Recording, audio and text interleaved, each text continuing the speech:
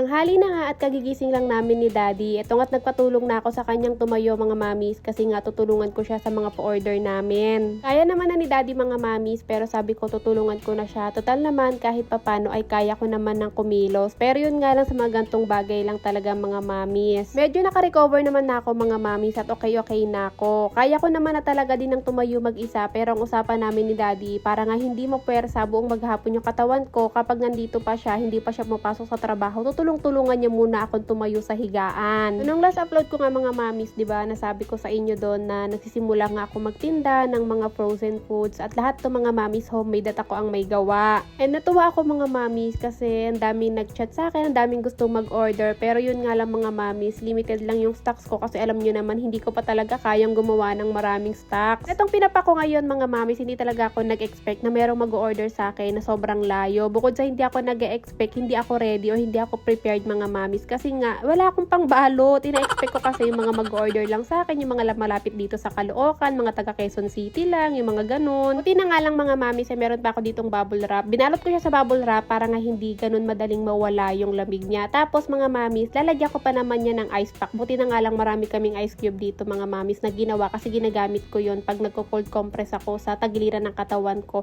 Buti na lang kakagawa lang ni Daddy kaya lalagyan ko yan kapag binalot pa namin sa plastic. Alam niyo ba mga mamis, naik Cavite pa i-deliver to. Isipin nyo dito sa North Caloocan tapos naik Cavite pa. Kaya medyo nag-aalala ako mga mamis kasi natatakot ako na baka pagdating sa kanya na deforma o di naman kaya naasim na kasi nga mainit nung araw na to eh. Pero sa wala naman yung pag-aalala ko mga mamis kasi nag-chat naman yung nag-order neto na dumating nga sa kanya ng maayos at safe tapos naluto niya nga din agad. And thank you Mi sa pag-order sa akin. Bale itong isang piniprepare ko naman mga mamis na order sa amin. Ito naman medyo malapit-lapit naman to. Bandang Cubao lang to mga mamis. Medyo hindi lang talaga agad ako nakaka-reply mga mamis sa mga chat sa akin kasi nga alam nyo naman madaling araw na talaga ako nakatulog dahil nga sa mga naramdaman kong sakit kaya tanghali na talaga ako nagigising mga mamis. Kaya kung sakaling magka-chat kayo ng umaga, expected yung mga mamis na makaka-reply ako mga after lunch pa kasi gantong oras talaga yung mga gising namin. Nung natapos naman na kami mag-prepare ng mga pa-orders ni Daddy, si Daddy naman nagsimula na nga mag-asikaso sa kusina. Bali bibili na nga lang si Daddy ng ulam sa labas pero magsasaing nga muna siya bago siya bumili ng ulam. Kaya ko naman na mga mamis, kumpara nung katapusan ng March hanggang April ng Holy Week mga mamis, hindi ko talaga kaya kumilos dahil sobrang sakit talaga at hindi talaga ako nakatayo mag-isa.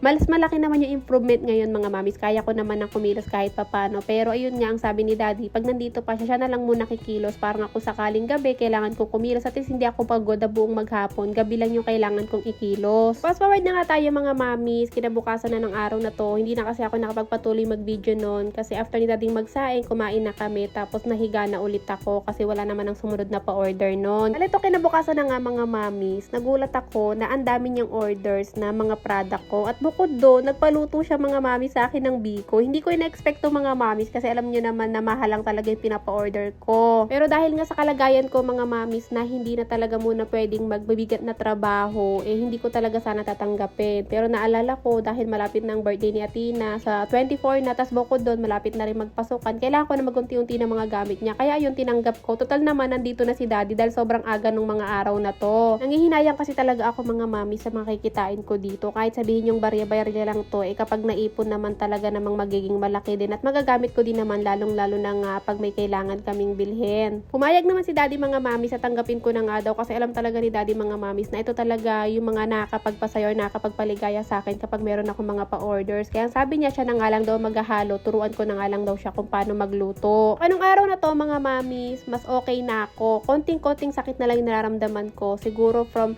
1 out of 10, mga nasa 2 na lang, kaya kayang-kaya ko na. Pero syempre, nililimitan ko pa rin yung mga kilos ko na lalong-lalo na nga ngayon. Bukod nga dito sa Biko Bilao mga mami, ang order niya, 2 skinless sweet garlic longganisa, 2 lumpiang Shanghai, at 6 na pack na beef burger patty. Kaya nga mga mamis kung mas kayang-kaya ko lang talaga sana ng kumilos at kung hindi ko nalilimitan yung kilos ko ngayon, makagawa pa sana ako ng maraming frozen goods. Kaya kung sakali mga mamis na mag-chat kayo, gusto nyo mag-order sa akin ng mga frozen goods, tapos maubos na yung stocks ko, hindi kayo nakaabot. Sana mga mamis willing kayo magantay ng hanggang 2 days bago ulit ako makapag-stocks. Kasi mga mamis, bukod sa nililimitan ko na talaga ngayon yung mga kilos ko at para hindi na nga din ako mapuwersa at hindi ako madaling mapagod or hindi mapagod yung katawan ko at hindi naman nakitong tagiliran ko. Pinapaikot ko lang din yung puhunan namin dito kasi nagsimula lang talaga kami ni Daddy sa 1.5 at last money na talaga namin yun mga mamis. Kaya natuwa talaga ako mga mamis na may mga nag-order sa amin kasi nga kahit pa paano mapaikot ko na yung ginawa naming puhunan ni Daddy na 1.5.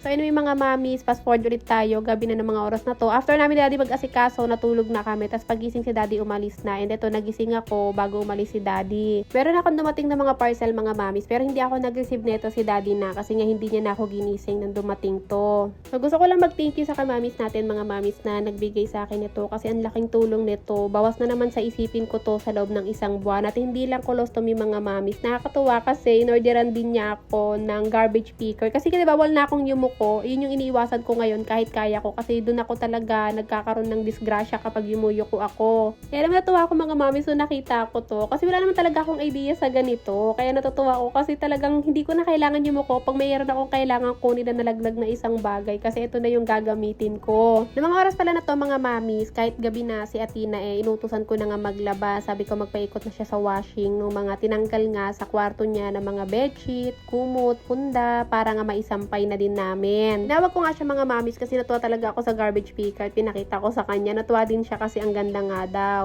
So dahil nga tinawag ko na din naman na si Atina mga mamis na nagpatulong na rin ako sa kanyang tumayo. Kaya ko naman na talaga mga mamis sa talagang 1% or 2% na lang yung sakit. Inaalalayan ko na lang talaga yung tayo ko kasi baka mag-trigger na naman yung sakit at natatakot na talaga ako. Ito at nagamit ko nga yung garbage picker mga mamis kasi itong basura na to, kanina pa yung umaga dyan, no, nagluluto nga kami ng biko. Hindi na rin nadampot ni Daddy mga mamis siguro dahil antok na rin talaga siya dahil nung nagluto siya ng biko, hindi pa siya natutulog nun, kakagaling niya lang sa trabaho. So bago nga umalis si Daddy mga mamis, bumili muna siya ng ulam namin ni Atina para ngayong gabi dahil nga hindi pa rin talaga ako nakapagluto. Yung binili niyang lutong ulam na ubos na namin. Tapos bumili rin siya ng Milo tsaka gatas namin ni Atina para kung sakaling nga ayaw namin kumain ng kanin, hindi na ako kailangan lumabas kasi ayoko pa din lumabas mag-isa mga mamis, natatakot talaga ako. Kaya yan, binilan kami ni Daddy ng swak pack tsaka ng Milo sa sachet lang. Pero ngayon natutuwa naman ako ngayon mga mamis kasi talagang masasabi ko na okay na ako kumpara nga nung mga nakaraan. Kaya naman ngayon tingnan nyo kahit papano nakakilos na ako. And sobrang saya ko na naman mga mamis kapag alam kong ganito ako na kahit papano nakakaya ko ng kumilos or nakakilos na ako kasi natutulungan ko na si Daddy pati na din si Atina. Kapag ganito mga mamis, hindi ko na nararamdaman na parang pabigat ako sa kanila na imbis na ako yung nag-aasikaso sa kanila, ako yung inaasikaso nila. Gusto ko lang pala ulit mag-thank you kay Mamshi natin na nagbigay sa akin nga nung pang-colostomy tapos meron na nga din ako nitong garbage picker. Meron na rin ako mga wipes mga mamis. May 10 pieces na stock akong panibagong wipes. Hindi ko lang ma-unbox kasi nga nasa ilalim ng upuan at hindi kaya nitong garbage picker kasi masyadong mabigat. Matapos naman na si Atina magpaikot ng mga sapin sa kama, kumot, punda, mga mamis, tutulungan ko naman na siya magsampay kasi masyadong mabibigat tong mga to. Alam nyo naman na washing lang talaga or ordinaryong washing machine lang ang gamit namin. Kaya sabi ko sa kanya, tutulungan ko na siya magsampay nga para hindi siya mabigatan or hindi siya mahirapan. Kumuha na nga lang ako ng upuan at umupo ako mga mamis para hindi masyadong magalaw yung katawan ko at hindi rin ako masyadong mapuwersa. Sa ngayon kasi mga mamis, kahit sabi ko sa inyo na kaya ko naman na, gusto ko munang kumalma kasi nga sa 24 na yung birthday ni Atina at gusto ko makapag-kaimol kami dahil namimiss ko na rin talagang mag-kaimol na kasama si Atina dahil alam nyo naman ang pinaka-bonding talaga namin ni Atina lagi ay sa kaimol. Wala talaga kaming plano mga mamis para sa birthday ni Atina dahil alam nyo naman na graduation, na paggastos, tapos yun nga nagkatabi ako para dahil malapit na ang pasukan niya. Tapos tinanong din naman namin siya kung ano ba yung gusto niya mangyari sa birthday niya and wala din naman siyang maisip mga mamis kaya sabi namin sige mag-kaimol na lang tayo and sabi niya sige daw po. Madaling kausap tong mga mamis Kaya minsan talaga mga mami, sinaasar ako ni Daddy or naglolokohan kami. Nabuti pa daw si Atina, madaling kausap, hindi siya ginigipit, hindi na daw gaya ko. Gipit na gipit na daw siya. Sige pa daw ang panggigipit ko. Kasi yung hands mo, ayan mo, yan. Taas mo.